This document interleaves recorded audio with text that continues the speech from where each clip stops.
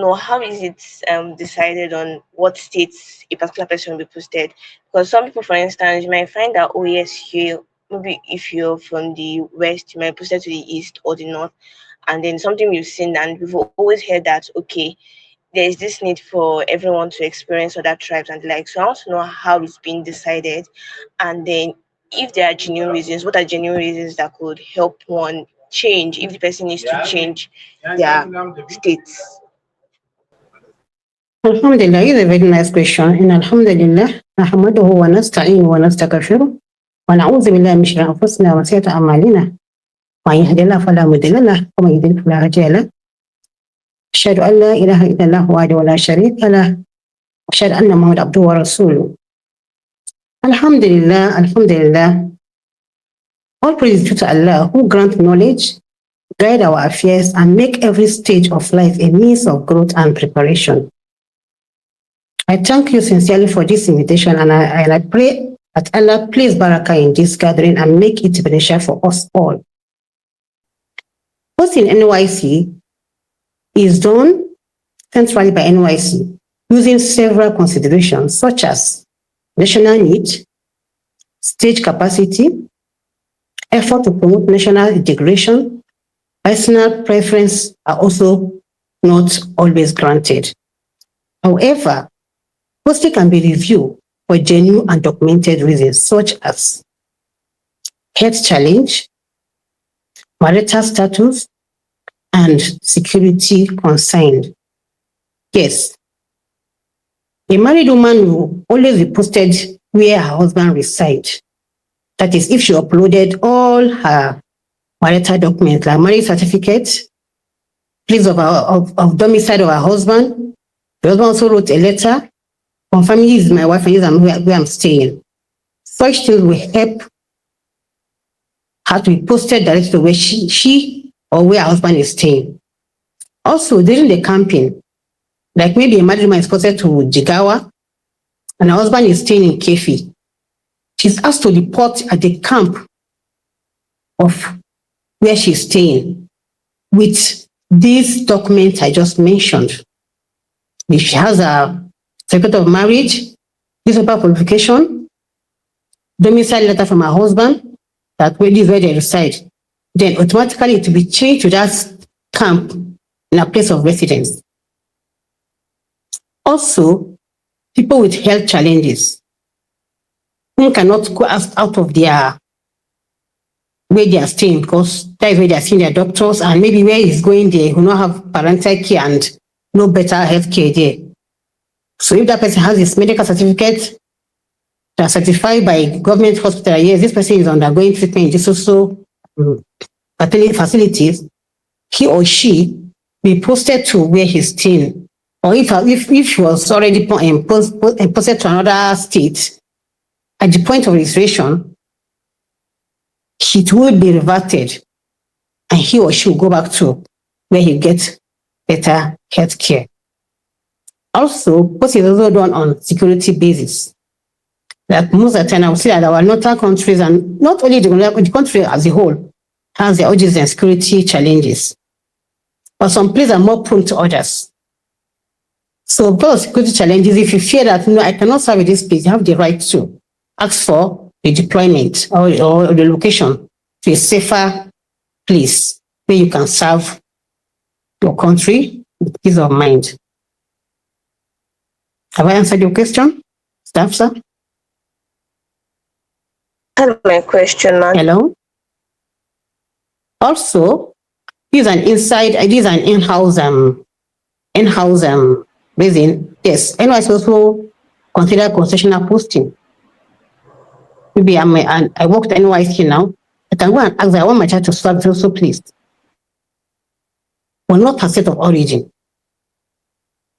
Nobody is allowed to start serving in state of origin except on those three grounds I mentioned: marriage, health challenges, and security challenges. So I can also accept posting on concessional posting, where maybe a plumber that you know, or almost of this And a lot of Nigerians can give the DG names that this is where I want such a person to serve. In any reason, there's always in every rule there are exceptions. So the president now wanted his daughter to serve in Abuja. I say no, president must go and serve in Zamfara. It's not done. So I have constitutional posting to that two persons to post where they wanted to serve. I answered your question? Yes, ma'am. Yes, ma'am. You've answered my Um, question very well. Thank you so much. Jazakallah khairan. So from everything you've explained, yes, we might be put into a particular place, but you also explained that NYC is also being considerate about every copper, especially when it comes to health grounds, married people, and also their safety. You have the ability to be able to plead with NYC, the NYC government to please post you to a place where it's comfortable for you to serve, and at the same time it's safe for you. Thank you so much, Jazakallah khairan, ma. the point because most core members go to the extent of giving money that they want to serve social place. Most of the time they end up they will not post where they want it and their money is not refunded back to them. So please we should always do what is right. Islam teaches us to do what is good. And I expect as a Muslim, whatever happens in your life is Qadar Allah. Accept it and Allah will put barakah on it. Yes, ma'am. Yes, ma'am. Thank you so much, ma'am. Jazakallah khairan, ma. Okay, so to the next question, so when we're going to camp and I mean during our service here, there are so many things that even if we're trying to be of the right conduct, there are some certain mistakes, just like you've explained now that some people want to be posted to a particular place at all costs and then they would end up paying some people and then at the end of the day they'll get scammed. So there are also some other things that maybe when we're going to camp, we should also take cognizance of so we ensure that we're able to like experience the camp in the best way, and at the same time during our service here also what are some things that we're probably not aware of and we need to always take cognizance of so we can be of the best conduct and also avoid any challenge, ma. Alhamdulillah. Mostly in camp and during service, yes, some common mistakes include disregarding NYC rules and camp officials. This is where we want to talk very well to my Muslim sisters and brothers. Indiscipline, lateness, non-participation, getting involved in a lot of things. Just for example, knowing that the camp is a regulated area. Yes, everything in camp is being controlled. Everything is time bound. From this time to so time, you are going to mosques. No time to so time, you have lectures. You have to follow those things strictly. This is where you see my Muslim sister and brother lacking. When lecture is going on, they go and hide inside the mosques. Or we have to pray, maybe we are supposed to pray and Subi prayer by 5:20. Someone to come at 7 o'clock to come and pray. And when the person is punished, he said, yes, I don't like my religion, or this, start thinking negatively. Our advice was that we should do what is right. Do what is right as in the sense that, yes, we know that is compulsory. But every prayer has its time ban. As Muslim, we know that. You know, everything has to go on with time. Most of the times, wallahi, if I'm in camp, I used to feel very bad. See sisters coming to the mosques when it's not time for them to be in the mosques. And they'll be chasing them, calling them names. No, there's nothing you can do because, yes, they're already breaking the rules and regulation. I want to advise us that anytime we're in the camp, please, as soon as the digo is blowing in the morning, while others are rushing to go to parade ground, sisters and brothers should rush to mosques. Nobody will stop you. If you don't have prayers as a sister, maybe when you're menstruating, go to the mosques. While others are praying, you're doing your azkar. Go to mosques. Once you're all done, they will march all of you down to the mosques. The army will have Muslims. The police will have Muslims. All your officials in the camp there will have Muslims. They also come to pray too. What opportunity given to you at that time? And pray congregation along with your colleagues. Pray coming when they are doing other things in the paragraph or inside the hall. So to avoid all this molestation, talking to sisters the way they want or brothers, insulting them, which actually we are not happy. What is right? Respect, humanity and compliance go a long way in ensuring a smooth service here. Please, We in our PPAs, some would request, I want to process also, please. And you get there, you're rejected, or you force to be rejected. You don't know what Allah has for you there. Our qadr is in Allah's hand, we don't know it. But they're not saying that I think they are bad for us. Wallahi, they are. Why not accept our fate and let Allah decide for us? We keep changing until you don't have anywhere to serve against. Most of people, you see them roaming Abuja street. They don't have a place to serve. Some end up serving without even taking cover because they keep deceiving them. Or you go to BPA, the BPA say, okay, we'll give you 100,000 naira. You work from 6 to 10 in the night and you accepted it.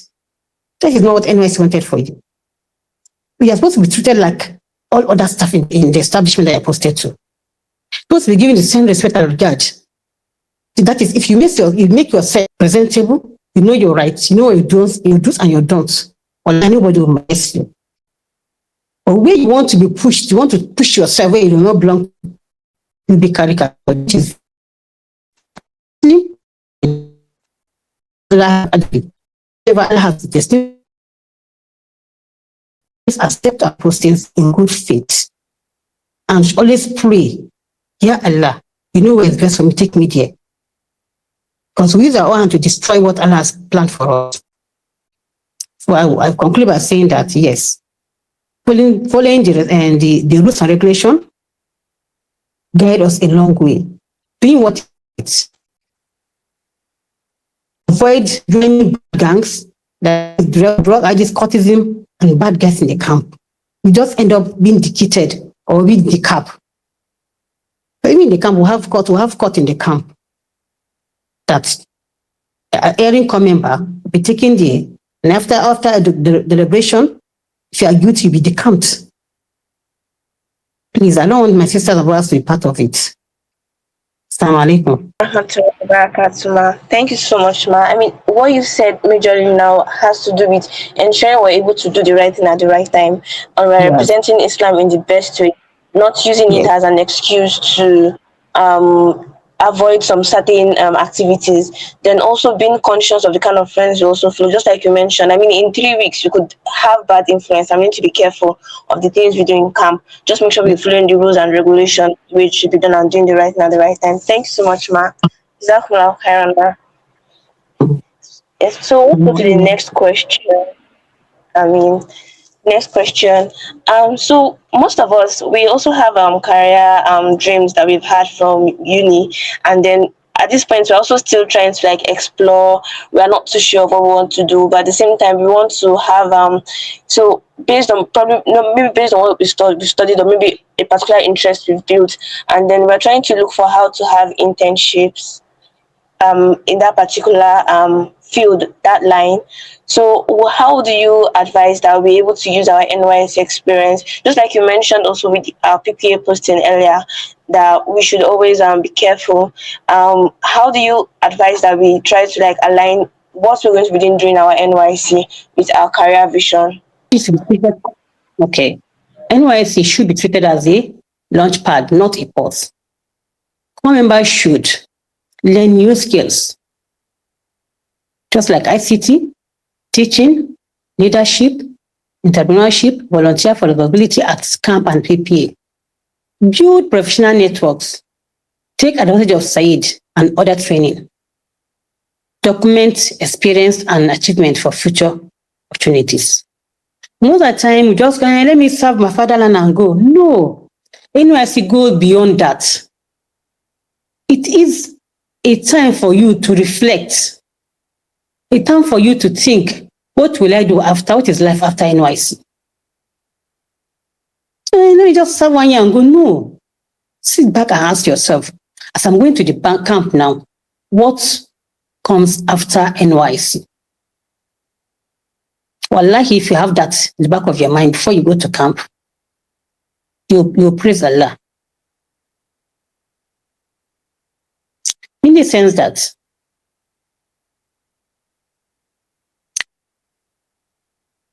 trust is a period Allah has allotted for you to serve, learn and prepare for what lies ahead. Use this time intentionally, acquire beneficial skills, build meaningful network, serve diligently at your PPA, and participate actively in SAID programs. Knowledge and skills acquired with sincerity become lasting assets. Also, I'll urge each and every one of you that, yes, as you're serving your fatherland, do not forget yourself. What skill will you learn to add to your qualification? We all know that in this country, there's no white collar job anymore. So what will you do after NYC? You just go and serve and go back to your father's house to go and sit down, or go back to your husband's house and sit down? No. You should be a job creator, not a job seeker. And that is what NYC is introducing to our youth now. As we're in NYC camp, we have site training. That site training, you might be a medical doctor going to learn cosmetology, or even learn interior decoration. That is what will give you money fast. It's better for you to do than clicking to the medicine you read that you cannot get a job in the country. And after the NYC, you go back sitting back in your father's house. I would advise all of us to please learn new skills. Make ourselves available. Make ourselves available to learn new skills. We should not waste our time doing the service here. Doing this will go a long way by reducing the unemployment in the street. Because if you can create a job, you have your own job, you can employ others to serve under you. You now have a country that will be healthier, and all this crime will reduce. But the crime in our country is due to unemployment and lack of work to do. But if we can equip ourselves, it goes a long way. Like now, we are into AIs. If you don't know AIs now, my dear, you're already lacking behind. So I encourage all of us to please go back to learn AI. Be a medical doctor, an engineer, whatever you have studied, go and learn on AI.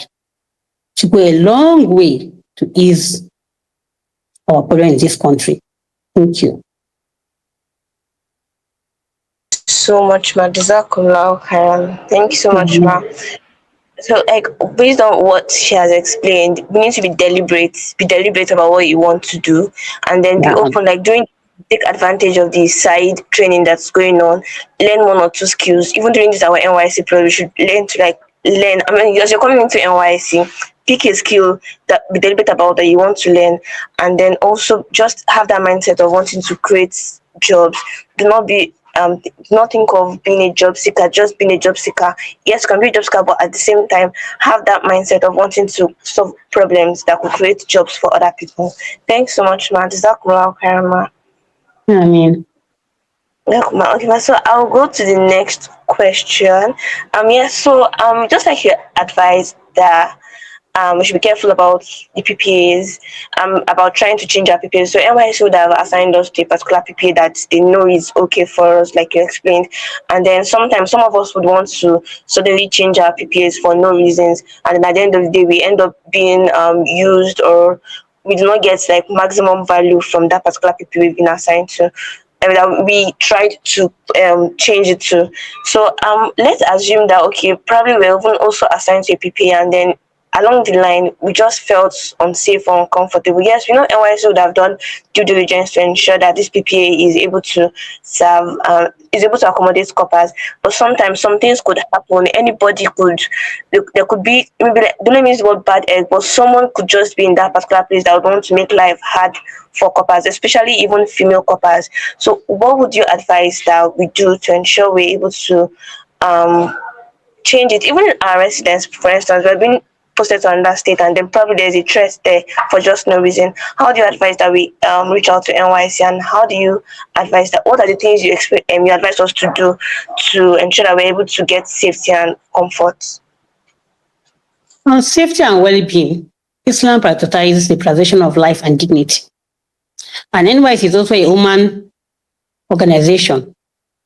So if at any point you feel unsafe or uncomfortable at your PP or place of residence, you must report promptly to your local government inspector or appropriate NYC authorities.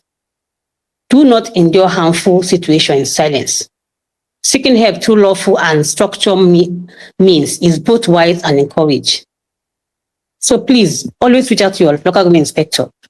Man, this is what is happening in my PP. It's our duty now to go back there, inspect, ask questions. if what you are saying is true or not. Most of the time, the employers might want to lie again about it.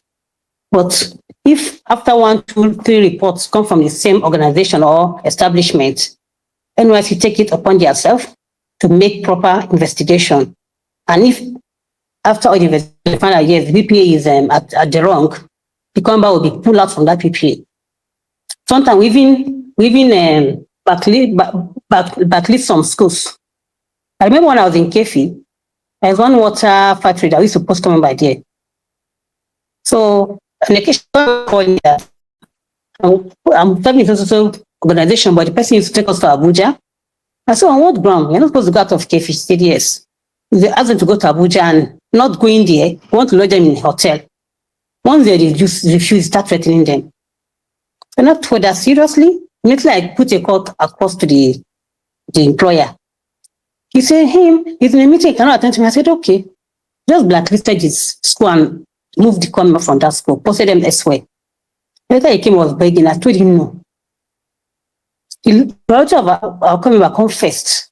Their safety confessed.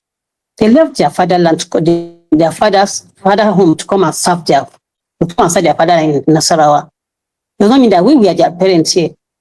Whatever will not allow to be done to our own children, will not allow it to be done to them too. So honestly, NYSC has a very prompt reaction in anything concerning NYSC or coming by, except you did not report. But I want to don't hear you towards the end, but everything you mentioned was we should always ensure when we notice there's any challenge, we should always ensure that we're able to reach out. That's the best thing. Reach out to your LGI immediately, and then if it is about LGI, to ensure that our welfare is well taken care of. That's the major point. Anything if there's any challenge, just make sure you're reaching out to your LGI and continuously reach out. If you also have other fellow coppers that are experiencing the same challenge, we should also work with them to ensure that they're able to reach out to our LGI so she's able to get more information as regards it and our welfare taken care of. Thanks so much, ma. Kairan. So we're moving on to the next question. Okay, yeah, so there was a new law that was passed recently as regards dress code, and this has affects most of our Muslim sisters. We saw that NYSC is currently considering allowing female coppers to put on skirts as part of the dress code. Do you know if this is officially accepted across camps, or when exactly will it be implemented to allow people to put on skirts?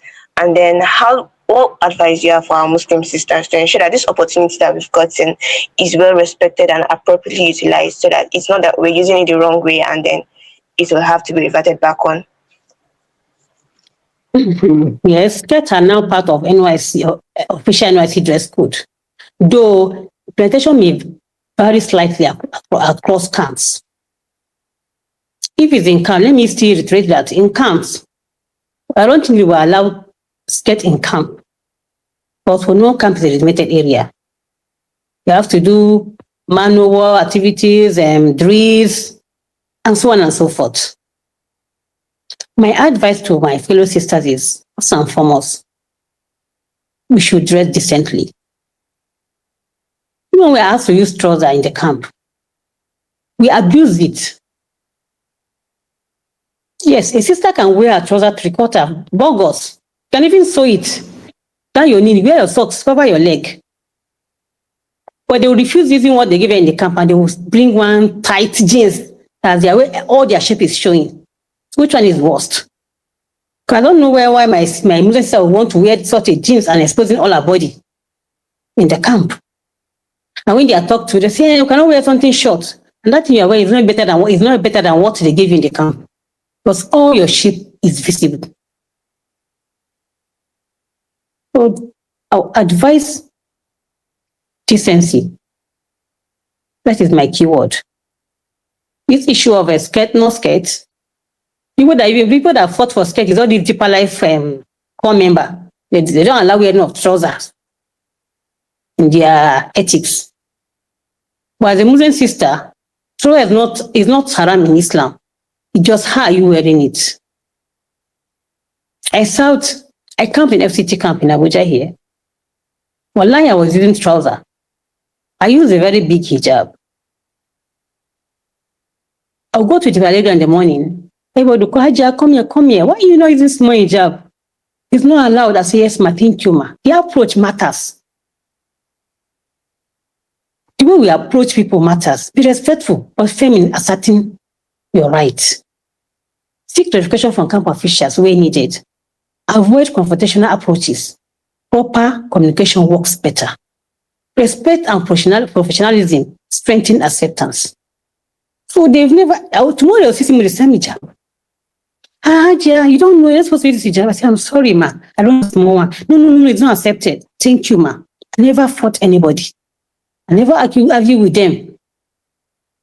At the long run, they even asked me, where am I from? I said, I'm from the north. They said, no. It's only Yoruba from Ibadan. I used to be stubborn like that. Northern are not stubborn. We just said, remove your hijab. I was so annoyed with that comment. That we don't take hijab seriously. When they just say remove it. I told them, no. Those that remove their hijab, they don't know their rights. They don't know their wrong from their left. As a Muslim, you're asked to wear your hijab to some certain length. The white Christian, the vest they give you in camp, you can buy your own that is bigger and it's not fitted. That can even cover your bum. Some of my daughters are going to camp. I go to market to buy hijab tops for them. They wear inner clothes inside, like all the turtleneck. Then they are the white polo on top.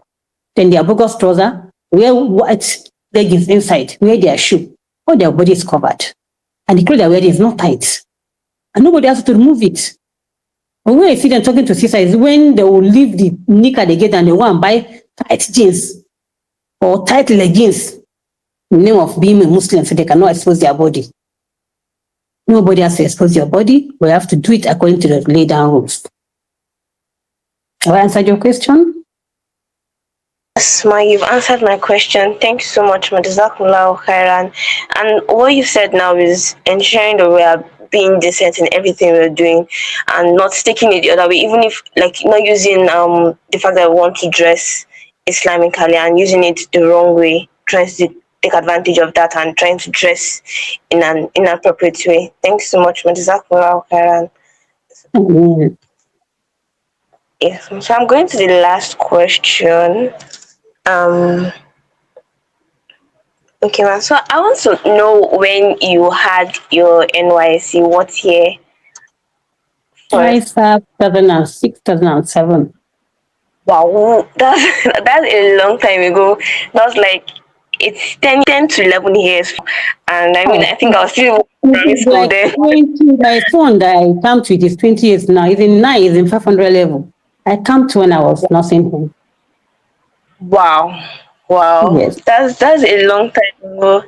Okay, so we just want to like know, looking back, want to reminisce on your experience during NYSC, and we spoke about career development. We've spoken about sticking to rules. We've spoken about dress code and being decent. We've spoken about so many things, even managing our PPAs, managing people, and knowing how to reach out to NYSC. We've spoken about even posting and doing the right thing at the right time. And the major thing has been doing the right thing at the right time, being decent, following rules and regulations, and understanding Qadar also.